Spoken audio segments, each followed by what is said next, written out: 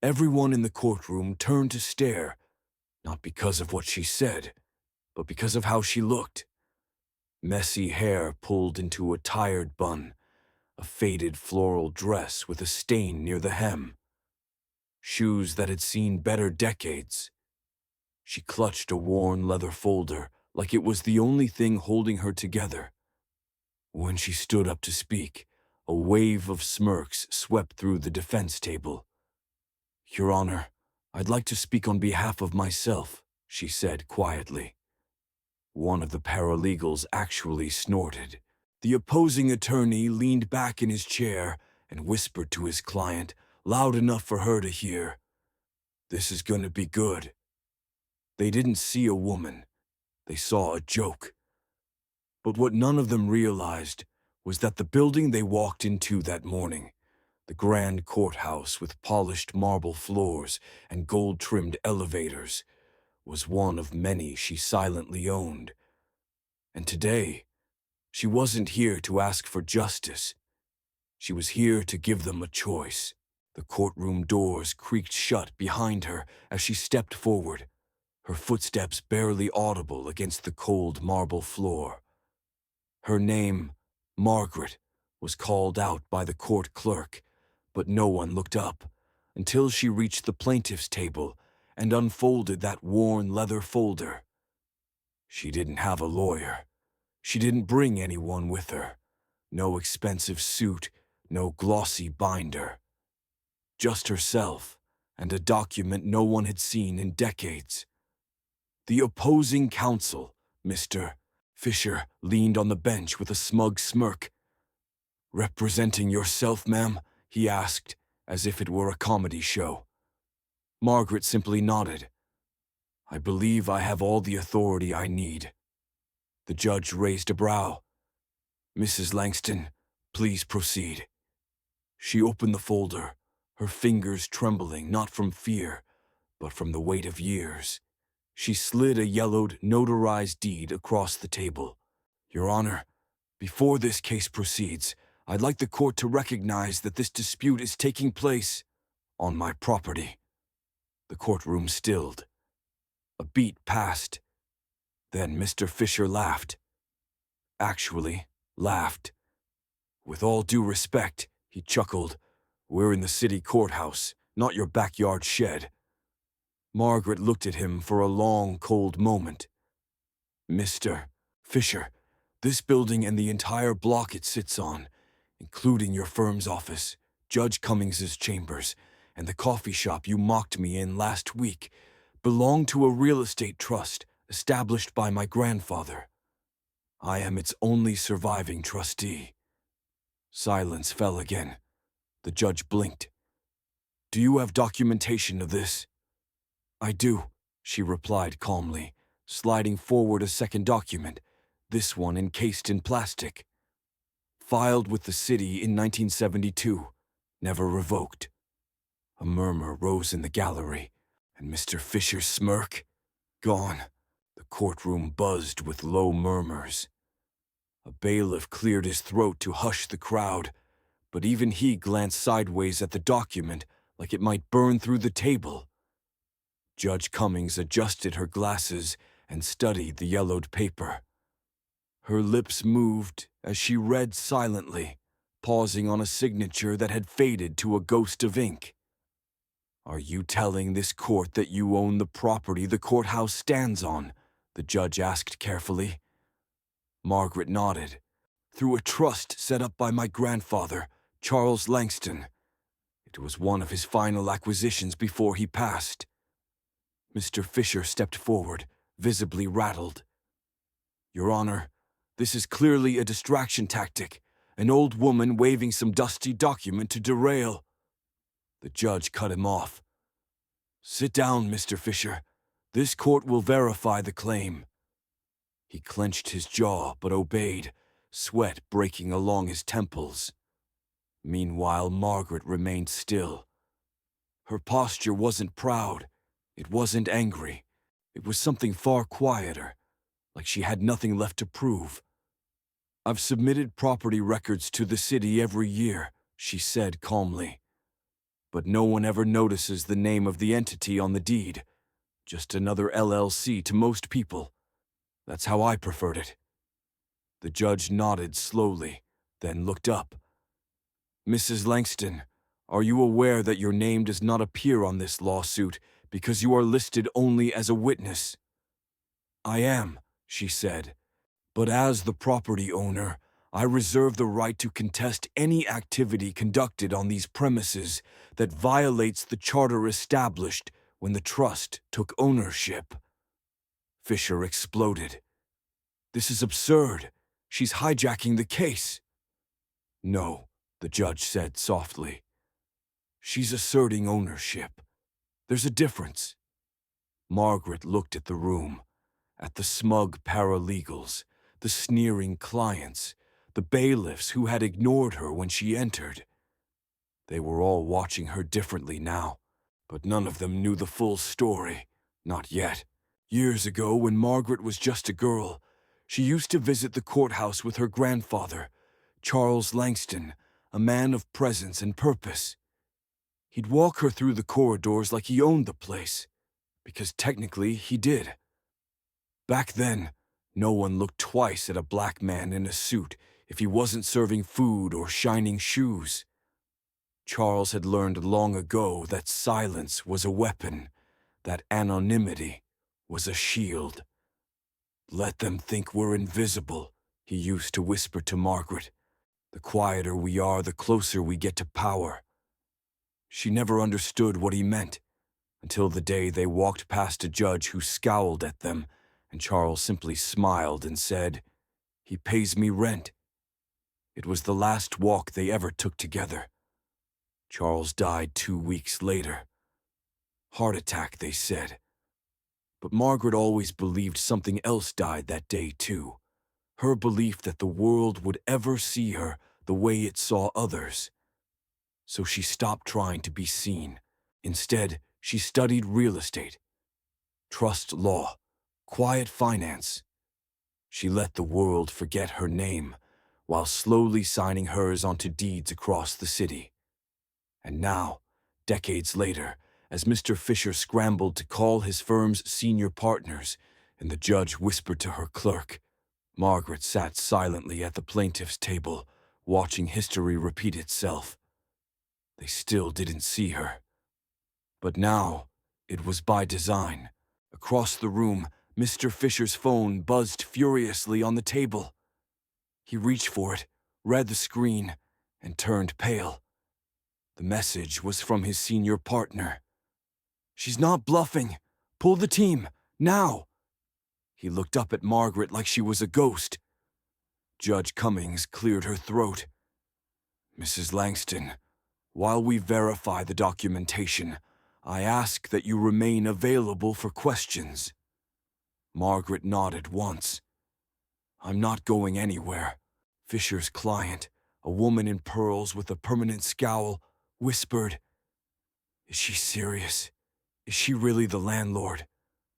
"She's the trust holder," Fisher muttered. "Which means yes, and if this case continues, we'll be litigating in her building, while possibly violating lease terms." The realization landed like a slap. People who had rolled their eyes at Margaret earlier were now checking their posture. Even the clerk who handed her a pen did so with a timid, "Ma'am." Margaret noticed it all, but she didn't gloat. She simply sat back down, folded her hands, and stared at the courtroom's ornate ceiling, the one her grandfather once pointed to and said, "That's yours too one day." Suddenly, a reporter slipped quietly into the back row. Word was spreading. Margaret Langston, the mystery woman no one remembered from society pages or business journals, had just flipped the narrative in under 10 minutes. And she hadn't raised her voice once. The article dropped that afternoon. A local reporter, savvy enough to recognize a seismic shift when she saw it, published a piece titled, "The Invisible Landlord of Franklin Square." It spread like wildfire. Within hours, real estate forums, legal blogs, and even morning news outlets were buzzing. Margaret Langston, long written off as a reclusive old woman who lived above a laundromat, was, in fact, the quiet owner of over a dozen prime commercial properties in the city, including the courthouse itself. One blogger noted how her name had never appeared in magazine features, charity galas, or business exposés.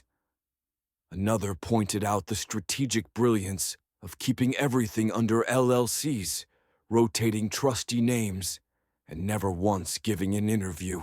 By morning, strangers were calling her the Ghost Mogul. But inside the courthouse, Margaret sat alone. No entourage, no attorney, just her and a growing stack of papers. Fisher returned to the courtroom with a forced smile. Your Honor, in light of new context, my client would like to request mediation rather than a public trial. Judge Cummings arched a brow. You mean now that your opposing party owns the walls around you? Fisher didn't respond. Margaret didn't either. She simply looked out the tall windows lining the back of the courtroom, windows she once washed as a teenager, while her grandfather reviewed ledgers nearby. Power, she'd learned, didn't always come from titles or volume. Sometimes it came from waiting and remembering everything they thought you'd forget.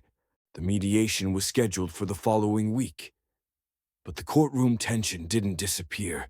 If anything, it deepened. Staff whispered in corridors.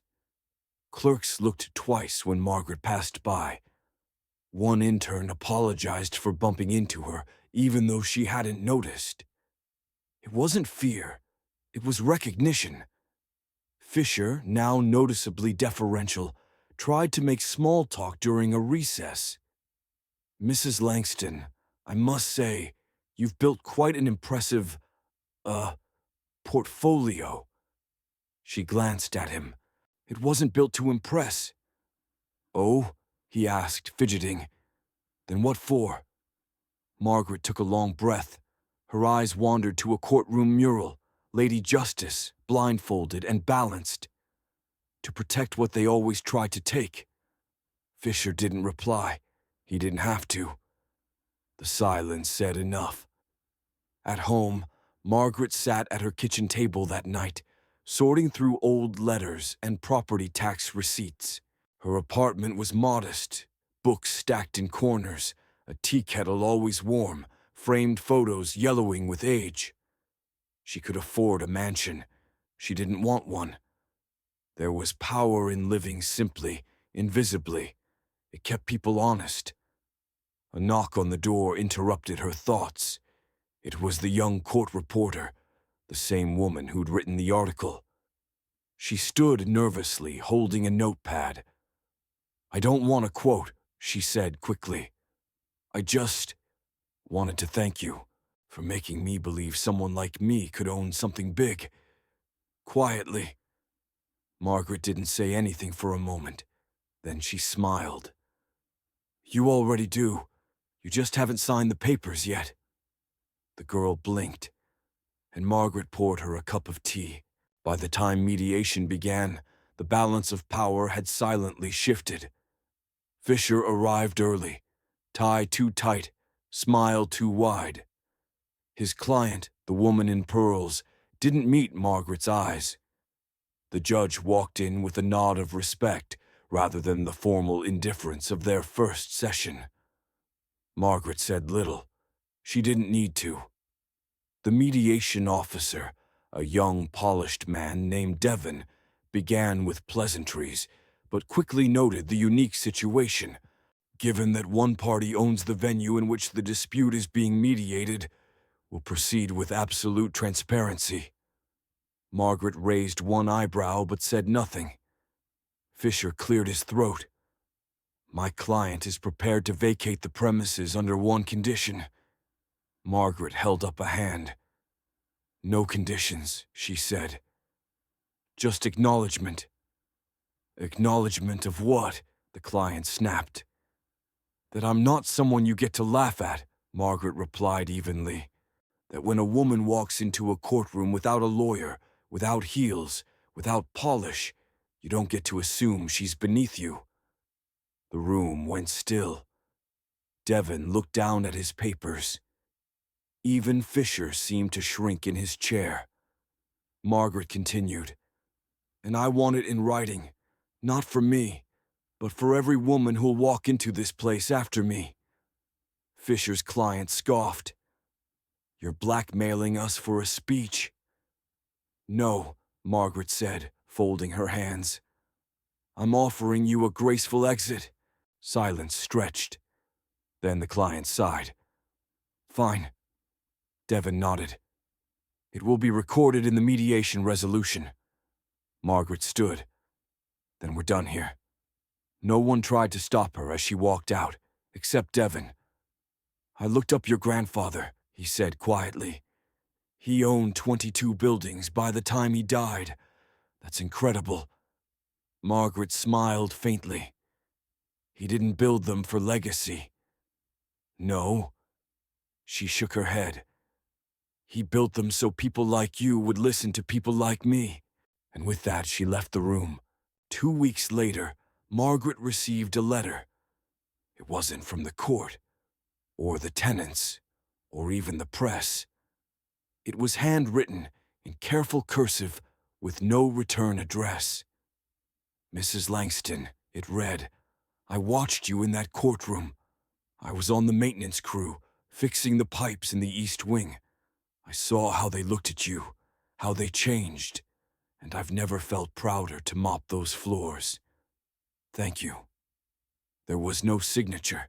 Margaret folded the letter gently and placed it in a small wooden box on her bookshelf, beside old family photos and one of her grandfather's pocket watches. Later that day, she walked past the courthouse, not to enter, but to watch. People bustled in and out, lawyers on calls, defendants looking lost, security guards standing tall. She saw a young black woman in a modest skirt suit clutching a file folder, hesitating at the entrance. Margaret stepped closer. First time testifying? The woman startled, then nodded nervously. Margaret offered a small smile. Hold your head high. They only win if you walk in thinking you've already lost. The woman blinked, then gave a tiny, grateful nod before walking in. Margaret didn't follow. She just turned and kept walking. She'd already fought her war in that building. Now it was someone else's turn. And this time, they'd walk through doors that she had quietly owned and loudly opened. The phone calls started coming in the following month. Developers, historians, activists, journalists. They all wanted to know more about the woman who'd kept a city's worth of property hidden in plain sight. Margaret declined every interview. She wasn't interested in legacy tours or media attention. What mattered to her wasn't the applause, but the architecture. Not the spotlight, but the structure beneath it. Instead, she spent her mornings at a small community center on the city's south side, a place her grandfather helped fund decades ago. The paint was peeling, the roof needed repair, but the kids still showed up. One afternoon, as she watched a group of young girls practice debate in a converted classroom, the center director approached her. They still don't believe me when I say who you are, he laughed. Margaret smiled. Good. He hesitated, then asked, Why don't you want them to know? She turned toward the window, watching a little girl scribble furiously in her notebook, then replied, Because if they don't know who owns the building, they'll believe they can. The director was quiet for a long moment. Then he said, We could use a new roof. Margaret chuckled. Then we'll get one. That night she pulled out her grandfather's old ledger, the one with fading names and penciled-in purchase notes, and added a new entry. Roof South Center, for future voices. No one would ever see the page, but that had never stopped her before. Months passed. The courthouse returned to its normal rhythm. Trials, motions, quiet nods between clerks and lawyers. But the energy had changed. People remembered. They remembered the woman who'd stood alone.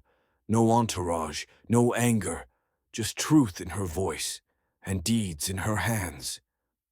Margaret still walked past the courthouse sometimes. She'd nod politely to security guards who now opened the door for her, even when she didn't intend to enter.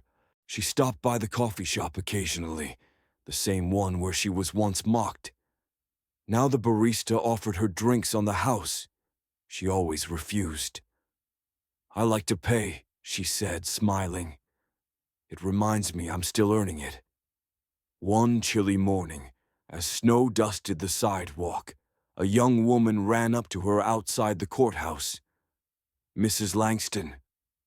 Margaret turned. The woman held a manila folder and wore the nerves of someone about to face judgment. "You don't know me," she said breathlessly. "But I read about you. You made me apply to law school." Margaret looked at her, not at the outfit, not at the folder, but at the fire behind her eyes. "What's your name?" she asked. "Jasmine." Margaret reached out and gently squeezed her shoulder. "Go make them remember it." Then she walked away.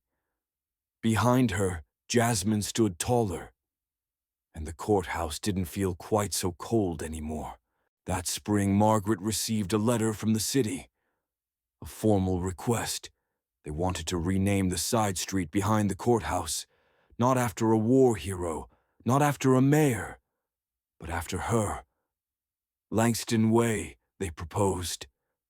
She stared at the envelope for a long time before opening it. The idea of her name engraved into pavement felt strange, heavy, final. Her grandfather had avoided that kind of attention. So had she. But something in her stirred. That night she walked the length of the alley they wanted to rename. It was cracked and forgotten, cluttered with trash bins and delivery trucks. It wasn't beautiful, but it was real. It was the kind of path people walked when no one was watching. The kind where footsteps echoed louder than voices. She stood at the corner and imagined a young woman, briefcase in hand, heels clicking against the concrete, head held high, unaware that the ground beneath her feet bore the name of someone who once walked invisible. She whispered into the wind, "If we don't mark the path, they'll think they were the first."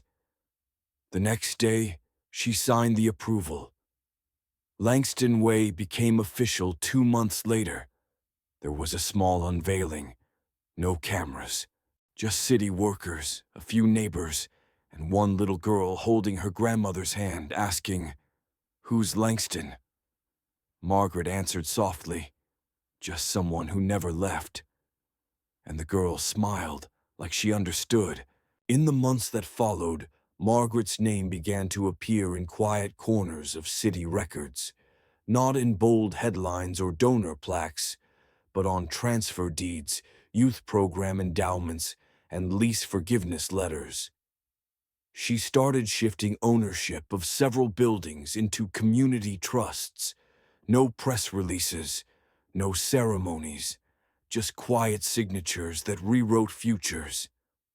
One afternoon, she sat with the same young reporter who'd once knocked on her door. The woman was now a columnist, more confident, still curious.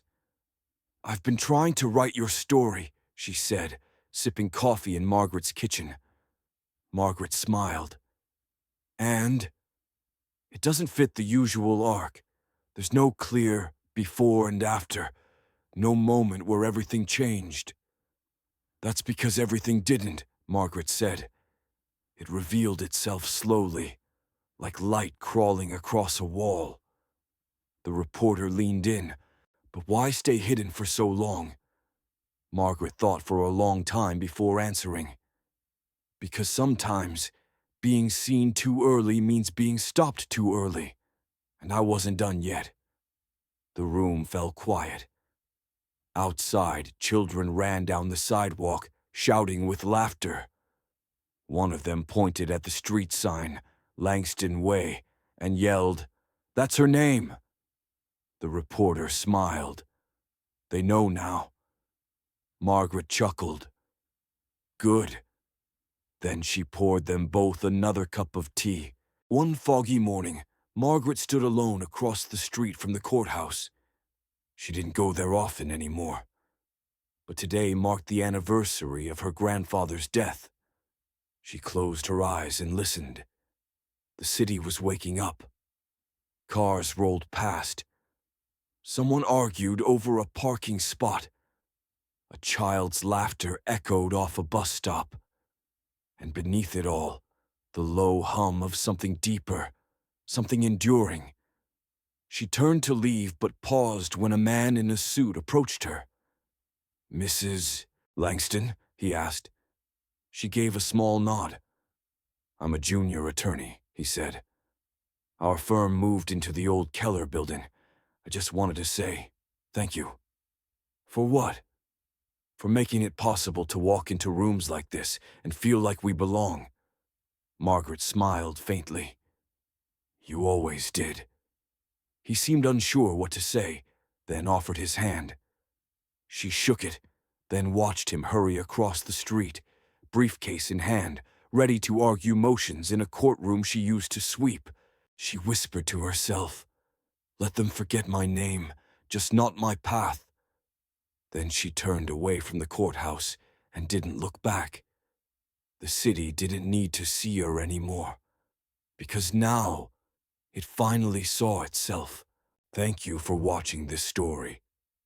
If it touched something inside you, or reminded you of someone who walks through the world quietly but powerfully, leave a comment below.